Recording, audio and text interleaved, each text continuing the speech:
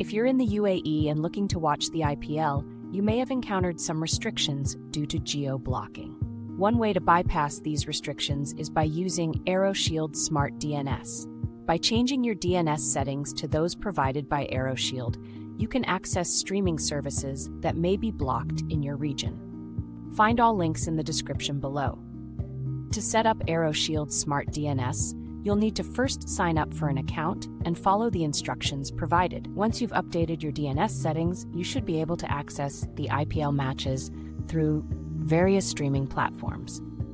Keep in mind that using a smart DNS service may not guarantee a completely seamless viewing experience, as there may still be some limitations or buffering issues depending on your internet connection. However, it can be a useful tool for accessing content that may otherwise be unavailable in your region.